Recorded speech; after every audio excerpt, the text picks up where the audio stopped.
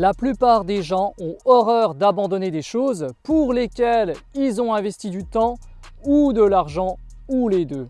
Tiens, on va prendre simple exemple, l'autoroute. C'est les vacances, c'est l'été, tu vas vers le sud et là, tu as gagné durement ta place sur l'autoroute. Et bien sûr, c'est les bouchons.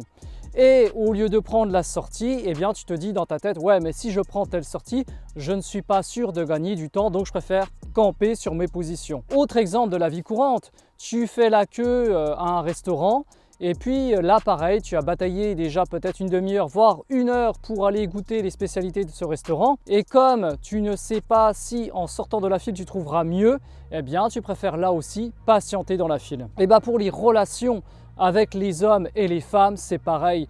Il y a des gens, ils se bouffent de la merde tous les jours, mais comme ils ont peur de quitter cette personne parce que soit ils ont fait des investissements, ça peut être des investissements aussi en temps, en argent, soit parce qu'ils ont bataillé pour trouver cette personne, eh bien ils préfèrent camper là aussi sur leur position.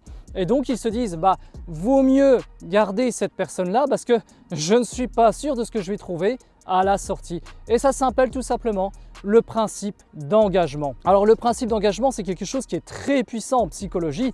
C'est que oui, la plupart d'entre nous avons peur des pertes. Et comme là, on a quelque chose, on a un acquis. Donc, il vaut mieux tenir que courir. Ouais, mais quelquefois, cette expression t'amène droit dans le mur.